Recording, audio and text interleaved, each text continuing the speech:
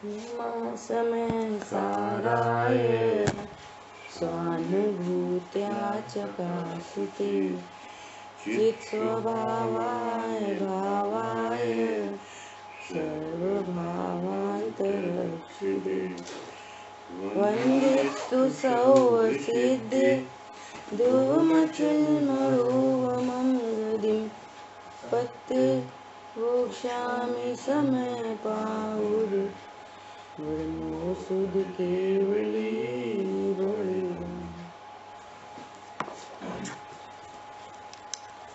समय सारथी ग्रंथाधिराज और अपनी अब तक 15 गाथा यहाँ तक अपनी चर्चा हुई। अब देखो आगे श्लोक कहते हैं आचार्य भगवान उसी बात को पुष्ट करने के लिए 16 गाथा तक अपनी चर्चा हुई है ना।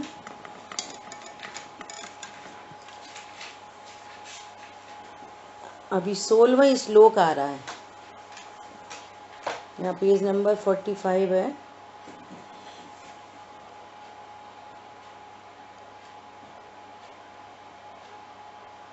देखो दर्शन ज्ञान चारित्रैस्त्रित्वा देकत्व स्वयं मेचको मेचकश्चापि सममात्मा प्रमाणतः। श्लोकार्थ। इससे पूर्व में गाथा क्या चल रही थी? इस गाथा में कह रहे थे कि साधु पुरुष को दर्शन ज्ञान चारित्र सदा सेवन करने योग्य है ना। जिनागम में जहाँ भी मोक्ष मार्ग की चर्चा आई तो वहाँ क्या चर्चा आई कि सम्यक दर्शन ज्ञान चारित्र प्रकट करो, अज्ञान मोह राग द्वेष का अभाव हो और सम्यक दर्शन प्रकट हो, सम्यक ज्ञान प्रकट हो, सम्यक चारित्र प्रकट हो, तो ये जीव सुखी हो सकता है ना। तो 3 की चर्चा आती है बार बार, सम्यक दर्शन ज्ञान चारित्र, इनको प्रकट करो। तो आचार्य भगवान क्या कह रहे हैं, बहुत गंभीर बात है, बस सब बहुत अच्छे से समझने की बात है। देखो प्रमाण दृष्टि से देखा जाए तो यह आत्मा एक ही साथ अनेक अवस्था रूप मेचक भी है और एक अवस्था रूप अमेचक भी है। प्रमाण दृष्टि से देखा जाए तो उसमें अनेक अवस्थाएं भी दिखाई देती हैं और एक रूप रहने वाला वो एक ज्ञायक भाव भी है ना। तो मेचक का अर्थ यहाँ पर क्या कर रहे हैं कि अनेक रूप और एक रूप, है ना। क्योंकि इसे दर्शन ज्ञान चारित्र से तो त्रित्व 3 पना है। यदि पर्याय अवस्था से देखेंगे है ना तो क्या दिखेगा, 3 पना दिखाई देगा। दर्शन ज्ञान चारित्र का त्रित्व दिखाई देता है। और द्रव्य स्वभाव से देखेंगे तो अपने से अपने को एकत्व है। आत्मा ज्ञान स्वरूपी भगवान आत्मा त्रिकाली ध्रुव सदा एक रूप है। किससे है? अपने से अपने को एकत्व है। त्रिकाली ध्रुव भगवान आत्मा का अपने से एकत्व है। और पर्याय अपेक्षा से देखेंगे तो सम्यक दर्शन ज्ञान चारित्र ऐसे 3 त्रित्व दिखाई देगा, 3 पना दिखाई देगा। अभी समझना ध्यान से। तो एक बार भावार्थ और पढ़ लेते हैं फिर चर्चा करेंगे। प्रमाण दृष्टि से तीन काल स्वरूप, देखो प्रमाण दृष्टि से तीन काल स्वरूप वस्तु द्रव्य पर्याय रूप देखी जाती है। हर समय त्रिकाल, तीनों कालों में वस्तु कैसी रहती है? द्रव्य पर्याय स्वरूप। ये प्रमाण दृष्टि से देखा जाए तो, प्रमाण से देखोगे तो उसमें एक रूपता भी दिखाई देगी और अनेक रूपता भी दिखाई देगी प्रमाण दृष्टि से। इसलिए आत्मा को भी एक ही साथ एक अनेक स्वरूप देखना चाहिए। देखो प्रमाण दृष्टि से कैसा देखना चाहिए कि वस्तु सदा एक रूप भी है और अनेक रूप भी है, ऐसा आचार्य भगवान कह रहे हैं। अब देखो कि जब, लेकिन ये सम्यक दर्शन ज्ञान चारित्र जो त्रित्व है, ये तीन पना है, ये प्रकट कैसे होता है? ये त्रित्व तो एक आत्मा के आश्रय से, मैं एक हूं, अभेद हूं, इसके आश्रय से प्रमाण दृष्टि से दोनों चीजें दिख रही हैं, है ना। लेकिन प्रयोजन की सिद्धि कैसे होगी? अब बहुत उपदेश तो ऐसे ही मिले हैं, क्या कि भाई ये रत्नत्रय प्रकट करना है, रत्नत्रय प्रकट करना है, सम्यक दर्शन ज्ञान चाहिए। सही बात है, इस जीवन में यदि रत्नत्रय प्रकट नहीं करे, सम्यक दर्शन नहीं हुआ, तो फिर क्या फायदा हुआ, है ना, ऐसा। लेकिन प्रश्न है कि वे रत्नत्रय, वे तीन, ये सम्यक दर्शन ज्ञान चारित्र तीन, ये प्रकट कैसे होंगे? कैसे प्रकट होंगे बोलो? एक अभेद के आश्रय से। एक अभेद, अब एक अभेद भगवान आत्मा, इसको जाना नहीं तो रत्नत्र कैसे प्रकट होंगे? एक बात।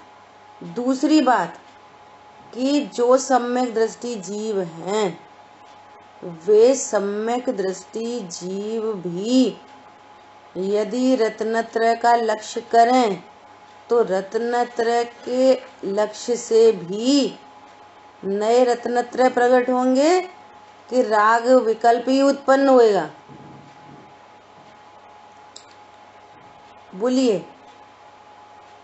रत्नत्रय के लक्ष्य से भी, रत्नत्रय छोड़ो, अनंत चतुष्टय के लक्ष्य से भी क्या प्रकट होगा? विकल्प प्रकट होंगे, विकल्प उत्पन्न होंगे। एक अभेद के आश्रय से ही प्रयोजन की सिद्धि होती है। इसलिए आचार्य भगवान कह रहे हैं, बहुत अच्छा, क्या? अपने से अपने को एकत्व है, अर्थात मैं निरपेक्ष शुद्ध हूं। अब ये वस्तु स्वरूप है। अब एक तो मेचक अमेचक का अर्थ यहाँ पर क्या हो गया कि एक पना और अनेक पना, एक अर्थ। दूसरा भेद, भेद सो मेचक, और अभेद देखेंगे सो अमेचक पना। भेद अभेद के एंगल में भी ये मेचक अमेचक का अर्थ निकलता है। और तीसरा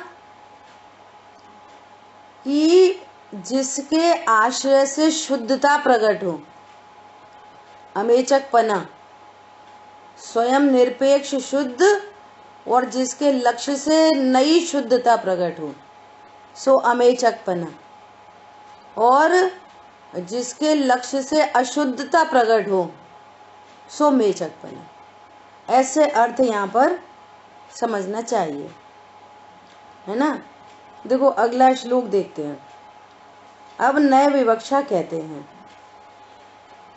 ये तीनों श्लोक में आचार्य भगवान प्रमाण का स्वरूप बताकर नए की दृष्टि कराएंगे और जो पूर्व में गाथा चली थी कि दर्शन ज्ञान चारित्र का सेवन करना चाहिए और उन निश्चय से वे तीनों उनको आत्मा ही जानो, ये उन्हीं की चर्चा चल रही है, उसी को और मजबूत कर रहे हैं, है ना।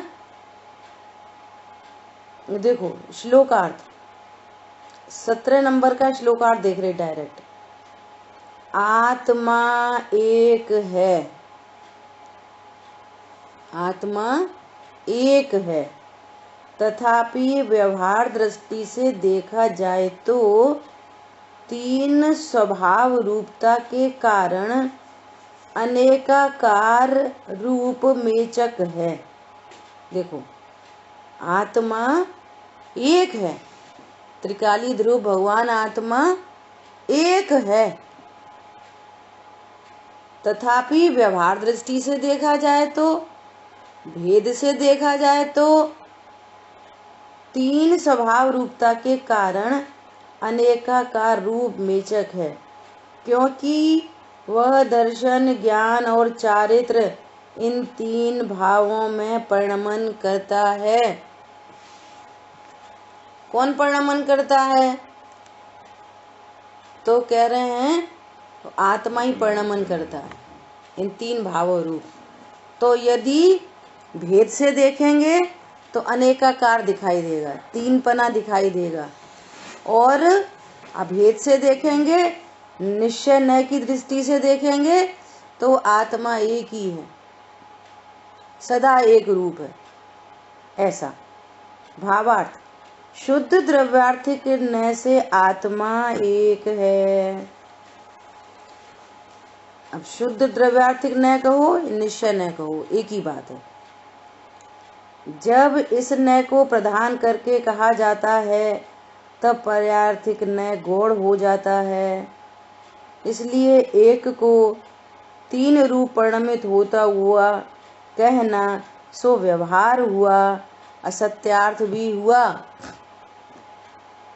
देखो वो तो सदा एक रूप रहता है, और तीन रूप कहना सो भेद होने से व्यवहार हुआ और असत्यार्थ हुआ। मतलब क्या तीन भेद हैं नहीं जो असत्यार्थ कह रहे हो? फिर वही लगाओ जो पिछले असत्यार्थ का अर्थ किया था। असत्यार्थ मतलब जो निश्चय नय की त्रिकाली ध्रुव भगवान आत्मा है उसमें तीन भेद नहीं, एक बात। नंबर दूसरी बात, इन तीन के लक्ष्य करने से प्रयोजन की सिद्धि नहीं होती, रत्नत्रय प्रकट नहीं होते, विकल्प ही उत्पन्न होते हैं, इसलिए उनका लक्ष्य नहीं करो, इसलिए कह रहे हैं वे असत्यार्थ हैं। असत्यार्थ का अर्थ जिनागम में है नहीं, ये अर्थ नहीं है। हे का अर्थ करो नहीं छोड़ दो, ये अर्थ नहीं है। हे का अर्थ मुझे त्रिकाली ध्रुव भगवान आत्मा में नहीं है, ऐसा। हे का अर्थ कि इनका लक्ष्य करोगे तो विकल्प होंगे, ये हे और असत्यार्थ का अर्थ है। उनके स्थान पर हैं पर मेरे में नहीं है, एक बात। नंबर दूसरी बात, उनका लक्ष्य करने से नई शुद्धता प्रकट नहीं होती, दूसरी बात। तीसरी बात कि आचार्य भगवान त्रिकाली ध्रुव भगवान आत्मा जिसको आज तक जाना नहीं देखा नहीं, रही क्षण का पर्याय की प्रीति, तो वो क्षण का पर्याय का लक्ष्य छुड़ाना चाहते हैं, और जो तुम्हारा वास्तविक स्वरूप है जिसको जानने से तुम्हारा सर्व प्रयोजन की सिद्धि होगी, उस त्रिकाली ध्रुव भगवान आत्मा को बताना चाहते हैं। यहाँ प्रमाण बताया, अब नय से बता रहे हैं। इस प्रकार व्यवहार नय से आत्मा को दर्शन ज्ञान चार रूप परिणामों के कारण मेचक कहा जाता है, कहा है। ठीक है।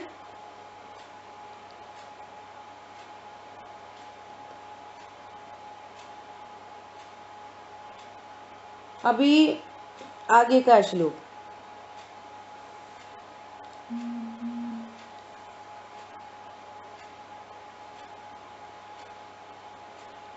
अब परमार्थ ने ऐसे किया। कोशिश कर रहे हैं श्लोक पढ़ने की। परमार्थेन तु व्यक्त ज्ञातृत्व ज्योतिषैककः सर्वभावान्तरध्वंसी स्वभावत्वादमेकः मेचकः। अब परमार्थ न से कहते हैं शुद्ध। लगेगा इसमें, गाथा जैसे पढ़ सकते हैं। पढ़ो, भूल जाते हैं, भैया ने बताई थी इसकी राग तो भूल जाते हैं।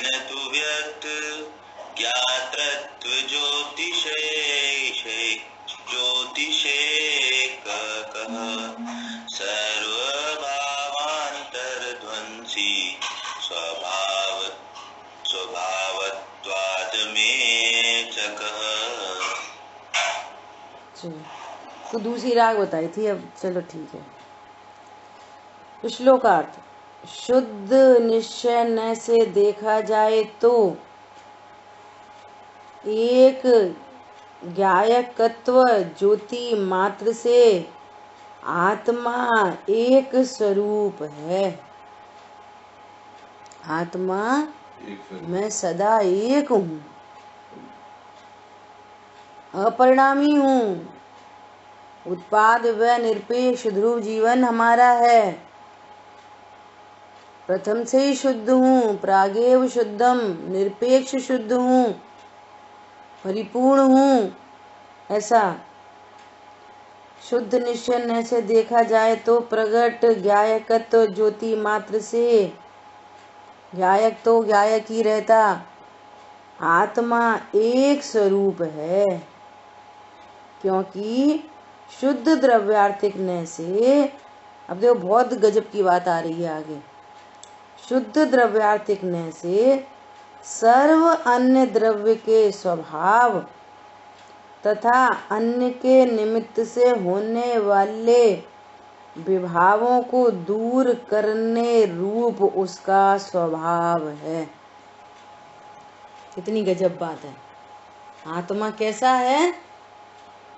एक रूप है, सदा एक है। एक देखिए जानिए, रम रहिए एक ठौर। एक ठौरी रमे रहो। एक जानिए देखिए, रम रहिए एक ठौर। समल विमल न विचारिए, यही सिद्धि नहीं और। इतनी गजब की बात है। एक ही देखो, मैं एक हूँ, है मुझको खलु शुद्धो, ज्ञान दर्शन मई हूँ, है ना। मैं सदा एक हूँ, अनंत गुणमयी अभेद, सामान अभेद, नित्य एक हूँ मैं, इनमयी एक, है ना। अब क्या बोलना, गजब की बात। क्योंकि शुद्ध द्रव्यार्थिक न से सर्व अन्य द्रव्य के स्वभाव, है ना, अन्य परद्रव्यों से भिन्न, और गजब की बात, तथा अन्य के निमित्त से होने वाले विभावों को दूर करने रूप उसका स्वभाव है। क्या अब ये क्या स्वभाव है इसका? ऐसा स्वभाव है कि अन्य के निमित्त से जितने भी विभाव होते हैं, पहले गुण स्थान से लेके 10वें गुण स्थान तक, उन सबका क्या कैसा स्वभाव है? उन सब विभावों को दूर करने का जिसका स्वभाव है, उन सब विभावों को दूर करने का जिसका स्वभाव है। ऐसी लाइन पहली बार पढ़ने मिली इस ढंग से। इसका लक्ष्य करते हैं, विकार दूर हो जाता है, भग रहे दुर्भाव।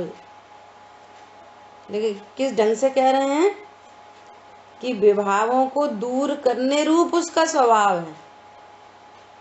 अर्थात जो ज्ञान अपने को एक देखता है, एक देखिए जानिए। ये जो पर्यायों में समल विमलपना है, समल अर्थात विकारी भाव, मल सहित आशाबंध तत्व, और विमल अर्थात शुद्ध पर्याय, संवर निजरा तत्व। इनका विचार नहीं करो, त्रित्व मत देखो। क्या देखो? एक रूप देखो अपने को, सदा मैं एक हूं। पर्याय में रत्नत्र प्रकट हुए तो क्या हुआ? मैं सदा एक हूं। इसका स्वभाव कैसा है?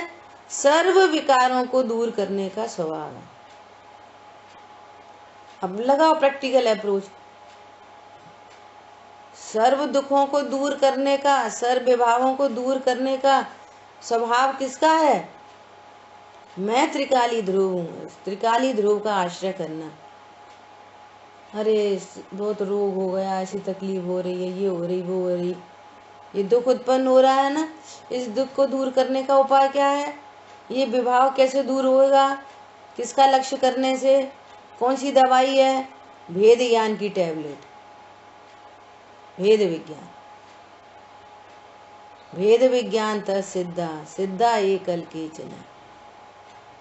जितने जीव सुखी हुए हैं अब तक इस भेद ज्ञान महान से। और भेद ज्ञान किसे कहते हैं? भेद ज्ञान की 3 परिभाषा। वस्तु स्वरूप का ज्ञान, रहस्य का विशेष ज्ञान, और सबसे महत्वपूर्ण जिस ज्ञान में मैं ज्ञायक हूं ऐसा ग्रहण होता है। जिस ज्ञान में मैं ज्ञायक हूं ऐसा ग्रहण होता है, इसका नाम है भेद विज्ञान। कौन समझ में आया? कौन रिपीट करेगा? अजीत भाई साहब बोलिए,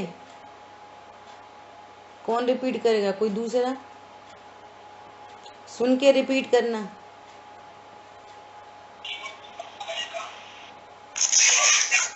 वस्तु स्वरूप का विशेष ज्ञान, रहस्य का ज्ञान, और मैं आत्मा हूँ ऐसा ज्ञान। बहुत बढ़िया। जिस ज्ञान में मैं ज्ञायक, हाँ, जिस ज्ञान में मैं ज्ञायक हूँ। बहुत अच्छा। चलो अब कौन बोल रहा है? रूबी, रूबी बोलो। ठीक है, तो इस प्रकार से क्या बोल रहे हैं? क्योंकि शुद्ध द्रव्यार्थिक न से सर्व अन्य द्रव्यों के स्वभाव, 2 द्रव्यों की भिन्नता भाषित होती है, और जितने विभाव हैं वे सहज ही इसके लक्ष्य से दूर हो जाते हैं। बहुत क्रोध उत्पन्न हुआ है, किसके लक्ष्य से दूर होएगा? सर्व विभाव। देखो छपक श्रेणी आरोहण हो रहा है ना।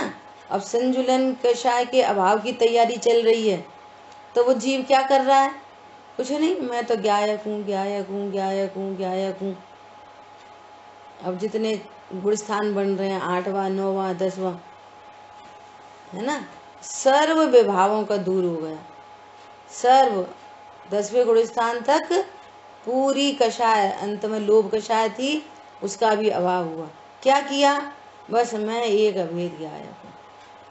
तो वो विभाव अपने आप नष्ट होते चले जा रहे हैं, और पूर्ण वीतरागता प्रकट हुई। और फिर अब तो उसका लक्ष्य रह गया अनंत काल के लिए, केवल ज्ञान प्रकट हो गया, अनंत चतुष्टय प्रकट हो गए। क्षण भर निज रस को पीत चेतन मिथ्यामल को धो देता है। ऐसा सब है ना, ज्ञानी धर्मात्माओं ने इनमें से सब निकाल के ये सब बनाए हैं। देखो कैसे कैसे पाठ वगैरह। एक स्वरूप प्रकाश निज, एक स्वरूप प्रकाश निज। मैं एक हूँ। निज मतलब मैं कैसा हूँ? एक। वचन कहो नहीं जाए, सब मन वचन काय सब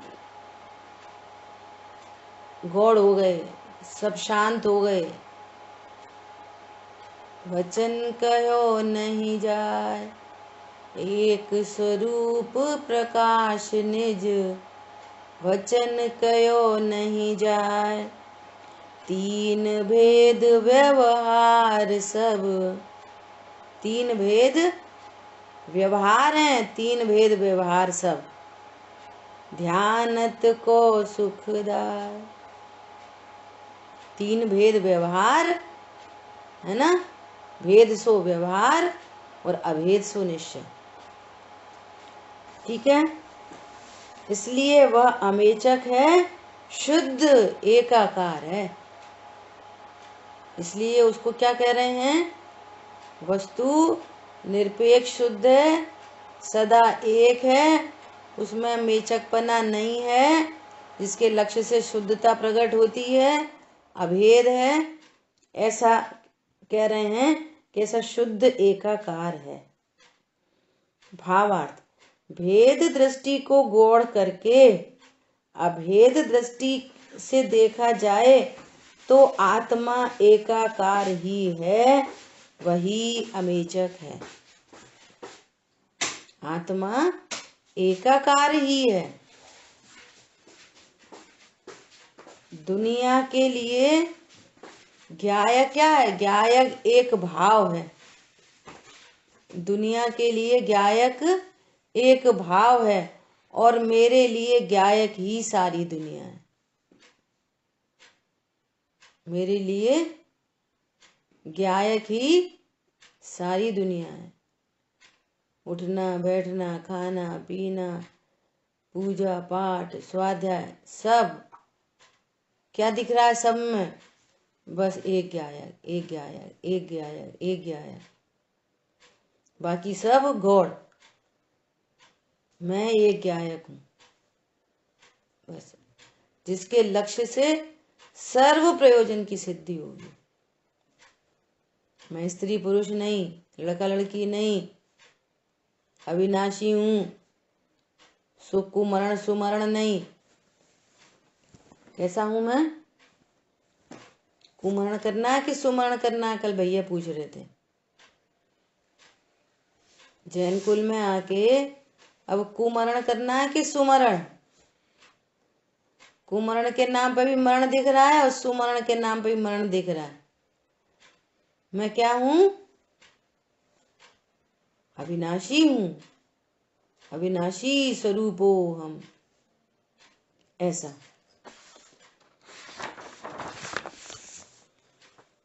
देखो अगला श्लोक और है 19 श्लोक, इसी से लगातार कंटिन्यूटी में है, तो अपन पढ़ रहे हैं। आत्मा को प्रमाण नय से मेचक अमेचक कहा है। अब उस चिंता को मिटाकर जैसे साध्य की सिद्धि हो वैसा करना चाहिए, यह आगे के श्लोक में कहते हैं। श्लोकार्थ पढ़ते हैं डायरेक्ट। यह आत्मा मेचक है, भेद रूप अनेकाकार है तथा अमेचक है, अभेद रूप एकाकार है। ऐसी चिंता से बस हो,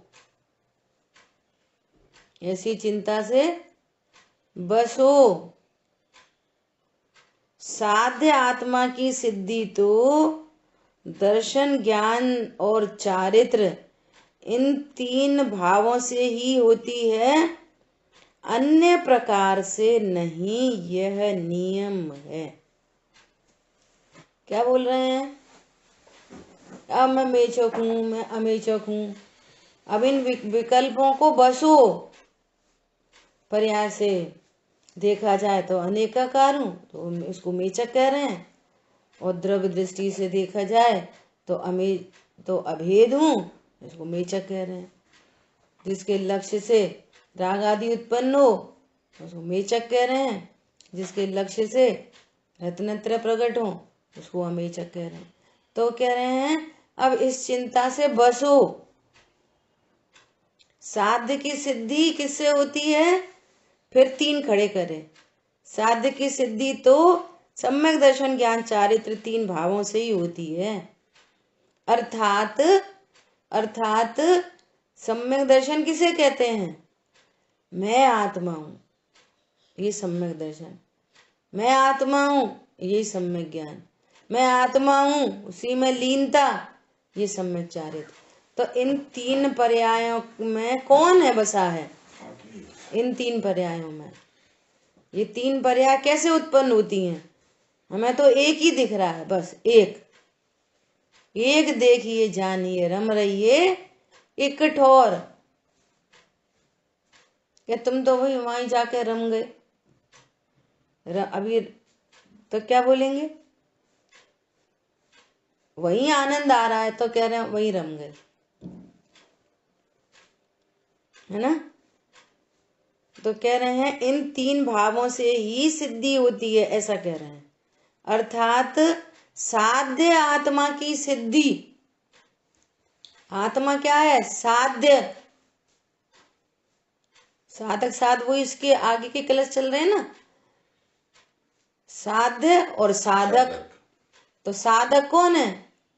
कि वो ज्ञान, छायाक्षमिक ज्ञान, उपयोग लक्षण के माध्यम से मैं ज्ञायक हूं, जिसको ऐसा ग्रहण होता है।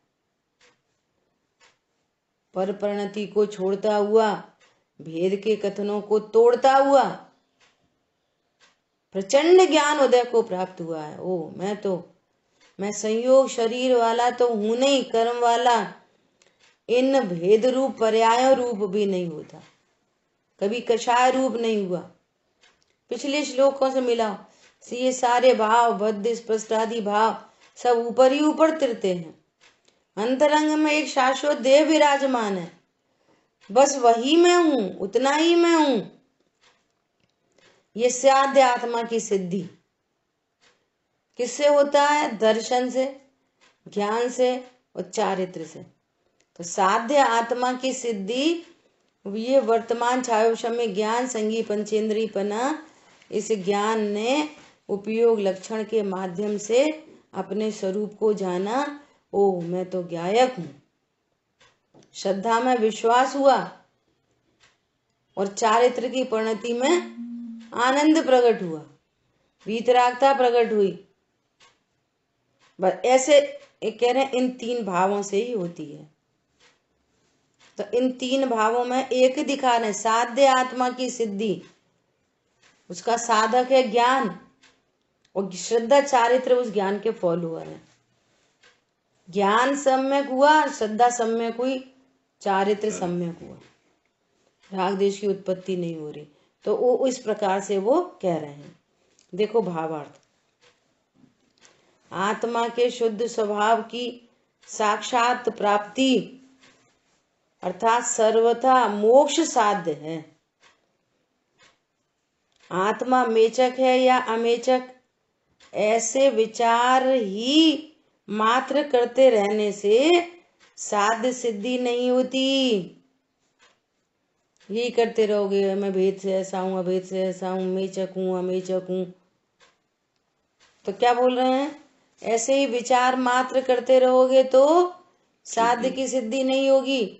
विचार किसके लिए होते हैं? निर्णय करने के लिए। जिनागम में इसको यत्न साध्य कहा है। तात है जिनवर कथित तत्व अभ्यास करीजे, ये यत्न साध्य है। इसमें पूरा पुरुषार्थ लगाना, पूरा,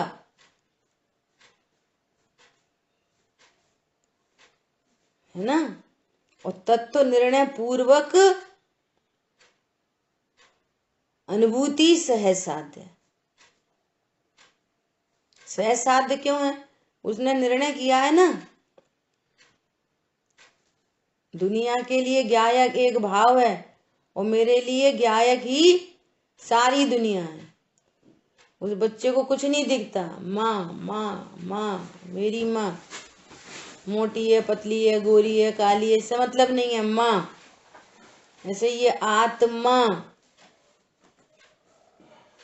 बस उस ज्ञान में ज्ञायक बस गया, निर्णय में बस गया और निर्णय पूर्वक अपने स्वकाल में जब वही वही वही वही उसके, अरे मैं तो ऐसा हूं, ऐसा हूं, ऐसा हूं, तो ज्ञान ज्ञायक को अप्रोच कर रहा है तो सहज साध्य अनुभूति अपने स्वकाल में सहज प्रकट होती है, ऐसे साध्य की सिद्धि होती है।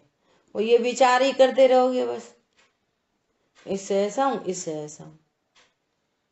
इसलिए वो क्या कह रहे हैं कि ऐसे विचार से साध्य की सिद्धि नहीं होती, परंतु दर्शन अर्थात शुद्ध स्वरूप का अवलोकन। आचार्य भगवान मोटिवेट कर रहे हैं एक प्रकार से, इसका विचार ही मत करते रहो, अनुभव करो। शुद्ध स्वरूप का अवलोकन, ज्ञान अर्थात शुद्ध स्वरूप का प्रत्यक्ष जानना, प्रत्यक्ष जानना है ना।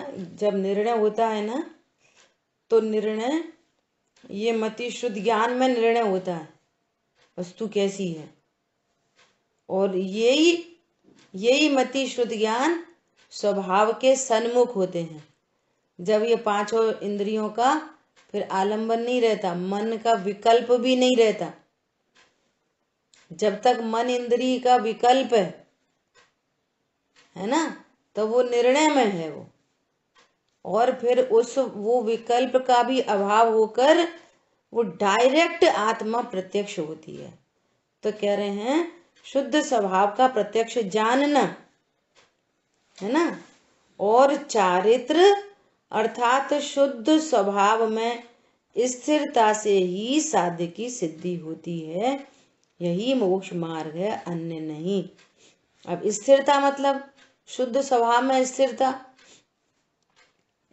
ज्ञान ने जाना मैं अजर अमर तत्व हूँ, अविनाशी तत्व हूँ, सदा एक रूप रहता हूँ, अन्य रूप होता नहीं। ज्ञायक सदा ज्ञायक रहता है, शरीर संयोग कर्म रूप तो होता नहीं, जो पर्याय रूप भी नहीं होता है ना। ऐसा अविनाशी हूं, ऐसा ज्ञान, ऐसा विश्वास। अब जो निर्भयता प्रकट हुई, निश्चिंता प्रकट हो रही है, ये निर्णय पूर्वक, इसको समझना रम जाना। ये रम स्थिरता, स्वभाव में स्थिरता है ना। एक जो निश्चिंता, ये कारण निश्चिंता, ये कारण निर्भरता। अब जिसको निर्णय पूर्वक कारण निश्चिंता निर्भरता नहीं है, तो वो कार्य रूप कैसे परिणमेगा। तो आचार्य भगवान तो कार्य की तरफ से बात कर रहे हैं कि अब ऐसे विचार बहुत रहे, अब तो साक्षात्कार करो, ऐसा आचार्य भगवान या मोटिवेट कर रहे हैं। तो ये काम होगा कैसे? विचार किसके लिए हैं? देखो तत्व विचार की महिमा। मोक्षमार्ग प्रकाशक जी में लिखा है टोडरमल जी ने। तो तत्व विचार किसके लिए? विचार विचार के लिए नहीं, विचार निर्णय के लिए होते हैं। हम तो बहुत विचार कर रहे हैं, बहुत विचार कर रहे हैं। पंडित साहब कहते हैं बहुत विचार नहीं करो, सम्यक विचार करो। सम्यक विचार का अर्थ है निर्णय, डिसीजन करो। बहुत सारे फोटो देखे, बहुत विचार कर, अब क्या निर्णय करोगे ना, एक का निर्णय। ऐसे यहाँ पर द्रव्य गुण पर्याय उत्पाद व द्रव्य युक्तम सत द्रव्य क्षेत्र काल भाव, इन सब से एक ज्ञायक भाव हूं मैं, ऐसा एक का निर्णय करो। इन विचारों से एक का निर्णय करो, और एक के निर्णय पूर्वक प्रणति निश्चिंत और निर्वार। इस निश्चिंता निर्वारता को, इसको ही स्थिरता कहते हैं। ये कारण रूप स्थिरता, और फिर उसका कार्य रूप परिणमन होता है। ठीक है। व्यवहारी जन पर्याय में भेद समझते हैं, इसलिए यहाँ ज्ञान दर्शन चारित्र के भेद से समझाया है। वह 7वीं गाथा में भी बोला था कि व्यवहारी जन को आत्मा बतानी है। कैसे बताएंगे? तो भेद से बताएंगे, ज्ञान दर्शन चारित्र आदि के भेदों से ही चर्चा करेंगे। ऐसे आचार्य भगवान यहाँ पर कह रहे हैं कि क्या प्रकट होता है परिणति में? प्रणति में रत्नत्रय प्रकट होते हैं। देखो गजब की बात, प्रणति में रत्नत्रय प्रकट होते हैं। ज्ञान में आत्मा हूं इसका लक्ष्य बना रहता है ना। ज्ञान स्वपर प्रकाशक है ना, तो उसका लक्ष्य भी है और आनंद को भी जान रहा है और अपने आतीन्द्रिय आनंद का भोग भी हो रहा है। लेकिन ज्ञान क्या कह रहा है? मैं रत्नत्रय वाला नहीं, मैं अभेद हूं। आनंद के भोग के काल में भी ज्ञान अपने को एक अभेद गायक जानता है। श्रद्धा तो अनंत काल के लिए मैं एक अभेद गायक हूं, बस ये सेटिंग हो गई। और चारित्र की परिणति में उतने उतने कषाय के अभाव पूर्वक शांतता चल रही है। तो यहाँ पर आचार्य भगवान कह रहे हैं कि पर्यार्थिक नय से देखोगे तो 3 दिखेंगे, लेकिन उन तीनों में भी कौन है बसा है? वे सम्यक नाम कब पाएंगे? दर्शन ज्ञान चारित्र, तीनों में एक आत्मा है। तो व्यवहारी जन को भेद करके समझाते हैं, परंतु परमार्थ जनों को उन 3 पर्याय में भी एक अभेद आत्मा ही है, इसलिए उन्हें सम्यक कह रहे हैं। यदि उन पर्यायों में एक अभेद आत्मा नहीं हो तो वे सम्यकपना कहाँ से आएगा? आनंद का सम्यकपना अर्थात निश्चिंता कैसे होगी? निर्भरता कैसे होगी? धर्म कैसे होगा? धर्म किसे कहते हैं? जो संसार रूपी परिभ्रमण अनंत दुखों से छुड़ाकर उत्तम अविनाशी सुख में धर दे, उसको धर्म कहते हैं। जहां निर्बंध होते हैं, पूर्व कर्म की निर्जरा होती है, नवीन कर्म का बंधन नहीं होता, उसको धर्म कहते हैं। और जिससे बंधन हो उसको अधर्म कहते हैं। अशुभ भाव से पाप बंद होता है, शुभ भाव से पुण्य बंद होता है, तो वे धर्म नहीं हो सकते। जिनसे बंद हो, हथकड़ी लगे जिससे, वो धर्म नहीं है, वो अधर्म है। और जिससे बंधन टूट जाए, मोह की चट्टान टूटी, शांति निर्झर बह रहा। जिस परिणाम से बंधन टूट जाए उसका नाम है धर्म। उससे शांति होती है, निश्चिंता होती है, निर्वार होती है। अब मुक्ति मार्ग में कदम बढ़ा। ऐसा इस तरह से आज अपन ने ये 3-4 श्लोक का स्वाध्याय किया। अब बहुत बढ़िया गाथा आ रही है आगे। अब इसी प्रयोजन को 2 गाथाओं में दृष्टांत पूर्वक कहते हैं। अब आचार्य भगवान दृष्टांत देंगे। बहुत ही बढ़िया गाथा आ रही है, इसकी चर्चा अपन कल करेंगे। जिन वाणी के ज्ञान से सूझे लोकालो, सो वाणी मस्तक नमो राधे। वही द्वाशांग वही जिन वाणी माता।